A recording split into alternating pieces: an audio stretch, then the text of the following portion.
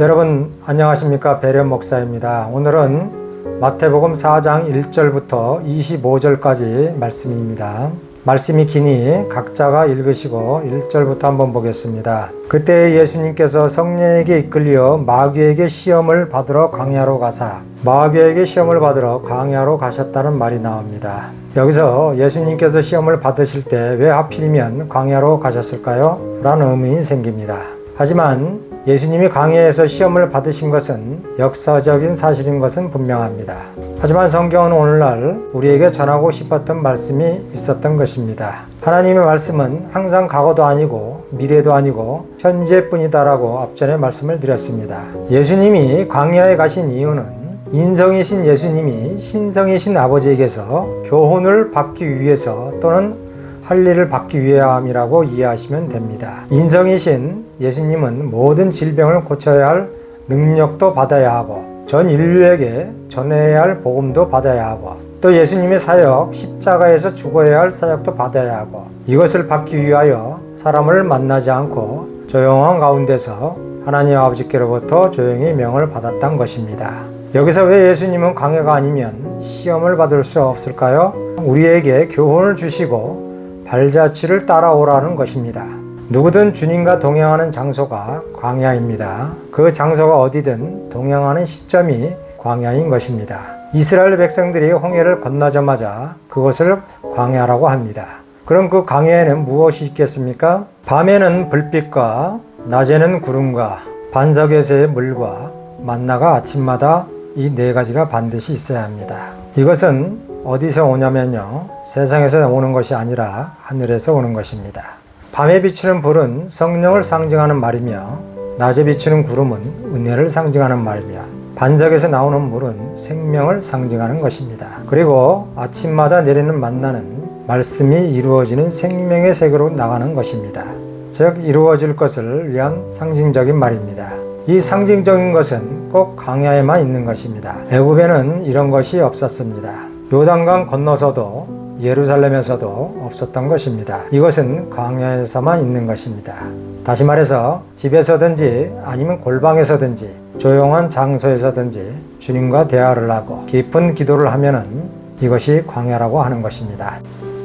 오늘 여러분들이 아셔야 할 것은 이 광야라는 것이 따로 있는 것이 아닙니다. 구약에서 나오는 것은 상징적인 일입니다. 여러분들이 성경을 읽으실 때 항상 고린도후서 3장 6절 말씀을 기억하시길 바랍니다. 바울은 여기서 의문은 죽이는 것이요 영은 살리는 것이라고 하였습니다. 이 말씀을 꼭 기억하시길 바랍니다. 그 시절에는 그래야만 하는 사항이었습니다. 하지만 오늘날에는 그 당시가 아닙니다. 오늘날에는 내가 있는 곳에서 주님과 동행을 하면은 그 자체가 광야가 되는 것입니다. 예를 들어서 내가 열심히 일하는 곳이 광야가 될 수도 있고 전철이나 버스 안에 광야가 될 수도 있고 그 무엇이든 간에 주님을 사모하는 자체가 광야라고 생각하시면 됩니다.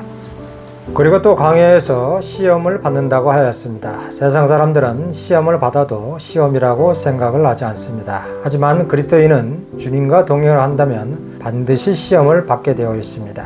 왜 시험을 받냐면요, 세상 자체가 시험거리이기 때문입니다. 자식이 없는 사람은 자식이 없는 것이 시험거리고 자식이 있는 사람은 자식이 있는 것이 시험거리고 돈이 많으면 돈 많은 것이 시험거리고 돈이 없으면 돈 없는 것이 시험거리가 되는 것입니다.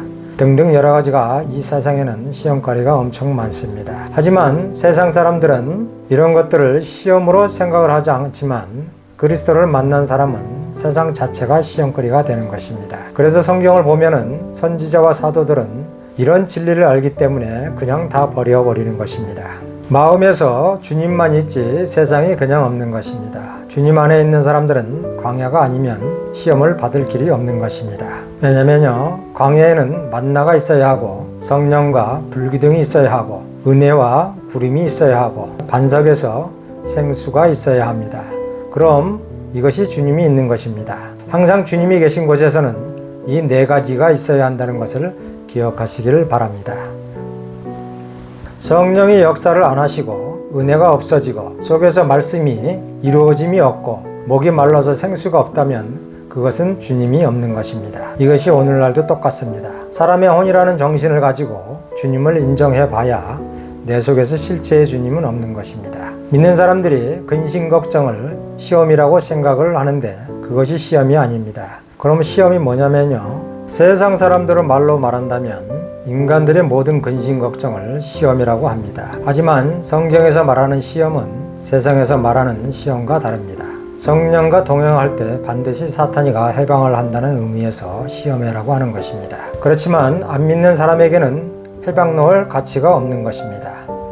그냥 모든 인간들이 받는 근심 걱정일 뿐입니다. 부처님이 말한 대로 세상은 고해다라고 합니다. 이 고해라는 것이 고생의 바다라는 의미입니다. 부처님은 고해라고 하지만 우리 그리스도인은 세상이 낙원이 되는 것입니다.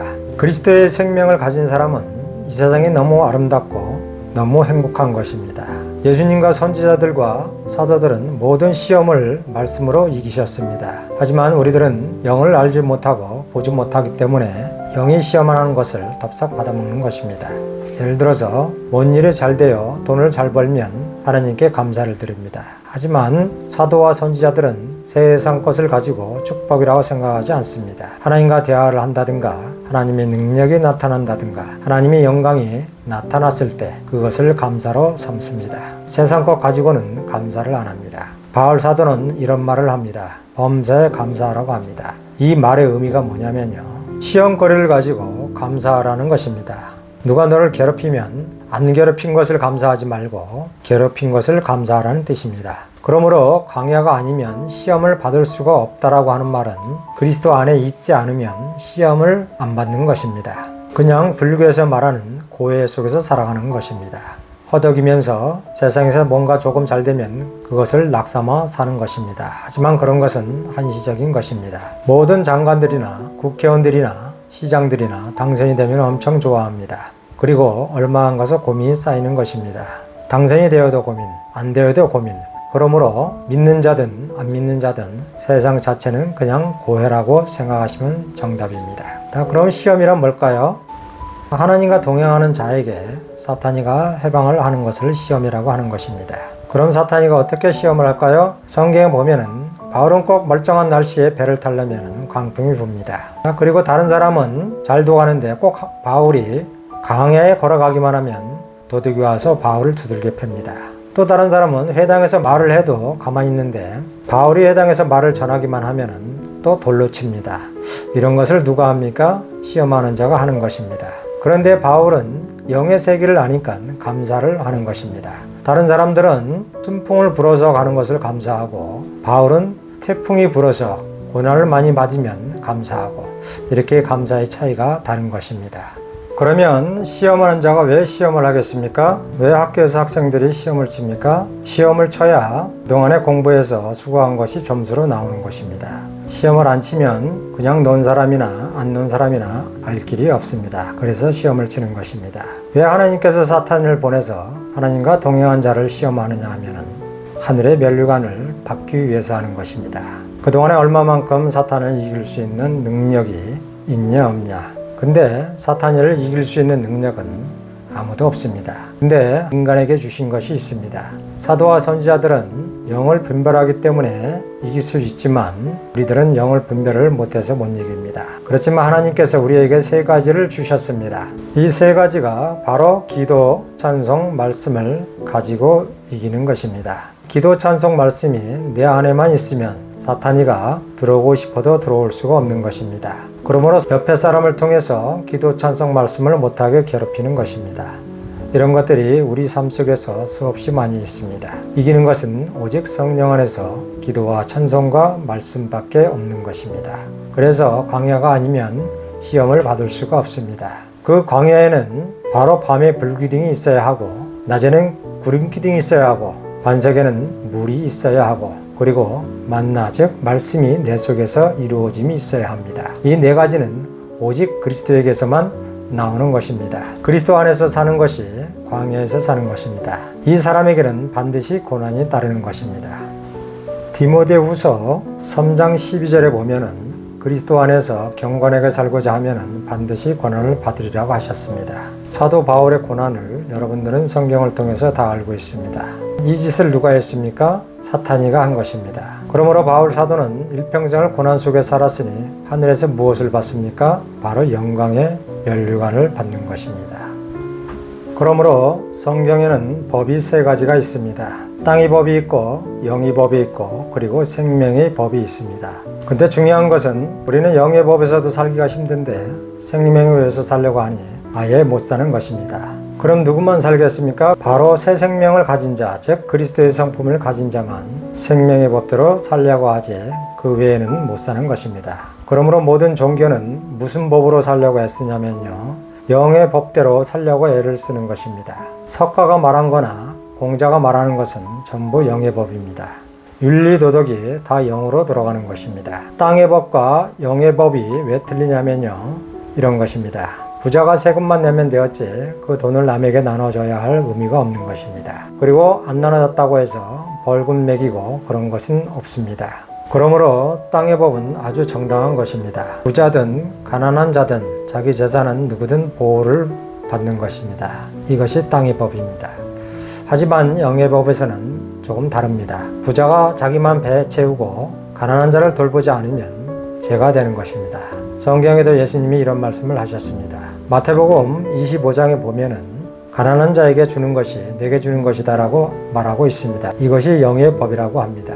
영의 법은 양심에 의해서 행하는 법입니다. 착한 일을 해도 되고 착한 일을 안 해도 되고 안 한다고 해서 법을 어기는 것이 아닙니다. 해도 그만 안 해도 그만, 이것이 영의 법입니다. 땅의 법이나 양심 즉 영의 법을 지키면 세상에서는 인정을 받는 것입니다. 그리고 또 하나가 있습니다. 이것이 진짜로 중요한 것인데요, 로마서 8장 2절에 보면은요, 생명의 성령의 법이 있습니다. 땅에서는 육의 법과 양심의 법만 잘 지키면 누구든지 세상으로부터 인정을 받습니다. 하지만 하늘나라에서는 완전히 다릅니다. 하늘나라에서는 땅의 법과 양심의 법이 전혀 소용이 없는 것입니다. 로마서 8장 2절에 생명의 성령의 법은 되어지는 법을 말합니다. 즉 원수 사랑해라, 사랑해라가 그냥 내 속에서 말씀이 내 의지와 상관없이 미움이 없고 주님의 성품인 사랑으로 지어지는 것입니다. 이것이 생명의 법입니다. 그러므로 생명의 법 아래 있는 자는 육의 법과 영의 법과 생명의 법, 이 세 가지를 다 지킬 수 있는 것입니다. 예를 들어서 산 꼭대기에서부터 물이 흘러내리면 중간과 밑에 있는 모든 논에 물을 공급할 수가 있지만 밑에 있는 물이 산 꼭대기에 물을 공급할 수는 없는 것입니다. 생명의 법은 산 꼭대기에서부터 흐르는 물과 같은 것입니다. 생명의 법이란 예수님의 성품을 생명의 법으로 이해하시면 됩니다. 땅의 법은 윤리도덕 잘 지키는 것이지만 생명의 법은 예수님의 성품으로 거듭나라는 것입니다. 생명의 법은 주님의 성품으로 거듭나서 내 성품을 버리라는 것입니다. 세상의 모든 죄는 사람의 탐욕 때문에 죄가 발생하는 것입니다. 육체의 썩어 없어질 것을 위하여 욕심을 내지 말고 육의 것은 버리고 주님의 성품을 새로 지어지면 영생을 얻을 수 있는 것입니다. 그래서 바울은 육체의 고난을 즐거워했으며 천막을 꿰면서 그리스도의 고난을 내 육체에 채우는 것을 기뻐하고 즐거워하노라고 하였던 것입니다. 고린도후서 11장에 보면은 바울의 고난받는 것이 아주 잘 나와 있습니다. 한번 읽어보시기 바랍니다. 바울이 왜 이런 고난을 이길 수 있었던 것입니까? 그리스도 안에 있기 때문에 이길 수 있었던 것입니다. 그러므로 광야가 아니면 시험을 못 받는다는 말을 이해하시길 바랍니다. 광야에 안 살면 시험을 안 받는 것입니다. 시험을 받으면 누구랑 살아야 합니까? 주님과 동행을 해야 합니다. 주님과 동행을 한다면 시험을 받는 것입니다. 영은 즐거워도 육은 시험을 받는 것입니다. 육이 시험을 안 받는 것은 말로만 그러고 실상이 없다고 생각하시면 됩니다. 근데 왜 예수님께서는 창조자 하나님이시면서 굳이 하나님께로 사역을 받으러 갈까요? 예수님은 무엇으로 왔냐면요, 인성과 신성을 겸해서 왔습니다. 예수님의 인성은 신성에게 승인을 받아야 합니다. 예를 들어서 우리 육신은 정신이 시키는 대로 하는 것입니다. 그러므로 정신 나간 사람 보고 넋 나갔다고 하는 것입니다. 우리의 몸은 로봇이고 정신이 시키는 것입니다. 이것을 보고 혼이라고 하는 것입니다. 하지만 하늘의 법은 무엇으로 지키겠습니까? 정신으로 못 지킵니다. 그럼 무엇으로 지킵니까? 마음, 즉 영으로 지키는 것입니다. 이 영은 예수님의 성품으로 지음을 받은 새 영이래야 하늘의 법을 지키는 것입니다. 그러므로 속사람이라는 것은 예수님의 성품으로 지어진 것을 속사람이라고 하는 것입니다. 겉사람이라는 것은 예수님의 성품으로 안 지어진 모든 인간들을 두고 하는 말입니다. 인간은요, 몇 가지를 가지고 있냐면요, 세 가지를 가지고 있습니다. 육신과 정신과 마음, 즉 육, 영생, 이 세 가지를 지니고 있습니다. 이것을 보고 겉사람이라고 하는 것입니다. 바울이 속사람이라고 말하는 것은 예수님의 성품으로 지어진, 즉 너는 내 아들이라고 하는 성령으로 지음받은 아들을 말하는 것입니다. 이것이 속에 있어야 하며 이것을 가리켜서 그리스도의 영이라고 하는 것입니다. 로마서 8장 9절에 보면요, 바울은 그리스도의 영이 없으면 그리스도의 사람이 아니라고 했던 것입니다. 다시 24절에서 25절 말씀을 읽어드리겠습니다. 그의 소문이 온 수리아에 퍼진지라 사람들이 모든 앓는 자와 곧 각색병과 고통에 걸린 자, 귀신 들린 자, 간질하는 자, 중풍병자들을 데려오니 저희를 고치시더라. 갈릴리와 데가볼리와 예루살렘과 유대와 요단강 건너편에서 허다한 무리가 쫓느니라. 아멘. 여기 내용에서 각종 병에 걸려서란 말이 나옵니다. 예수님이 그 당시에 많은 사람들에게 육체의 병을 고쳐주셨습니다. 이것은 예수님 당시의 역사적인 사실입니다. 하지만 예수님은 이 육적 병을 통하여 오늘날 우리에게 영적인 병을 고쳐주실 것을 말하고 있습니다.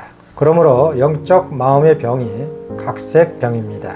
우울증 걸린 사람, 슬픈 사람, 술에 취해서 헛소리하는 사람, 정신질환자 등등 많이 있습니다. 이런 각종 모습이 바로 영적 병입니다. 여기 보니까 그리스도교에 간 사람들이 고침을 받으셨다고 하였습니다. 그리스도를 떠난 사람들이 고침을 받지 않았습니다. 오늘날 그리스도에게 간다는 것이 교회당 간 것을 말하는 것이 아니고 거듭난 사람이 그리스도에게로 가는 사람들을 말하는 것입니다. 오늘날도 그리스도에게로 간 사람들은 마음의 저런 각종 병들이 치료함을 받는 것입니다. 사람이 마음의 병이 치료가 온전히 이루어지면은 육신의 병까지 자연히 치료함을 받는 것입니다. 산 꼭대기에서 물이 흘러내리듯이 하늘에서 은혜가 넘치면 육체에까지 흘러넘치는 것입니다. 지금도 그 말씀은 똑같은 것입니다. 오늘날 우리가 몰라서 그렇지 실제로 전 세계적으로 믿는 사람이 22억 정도가 있는데 하루에 수백 명, 1000명 정도가 육신의 치료도 받고 있고 영의 치료도 받고 있고 생명의 치료도 받고 있습니다. 이것은 아주 변함없는 사실입니다. 다만 우리 눈에 안 보일 뿐입니다. 성경은 예수님 당시의 역사적인 사실로만 봐서는 안 됩니다. 오늘날에도 누군가는 치료를 받는 것입니다. 오늘은 여기까지 하겠습니다. 다음 시간에 또 뵙겠습니다. 여러분 감사합니다.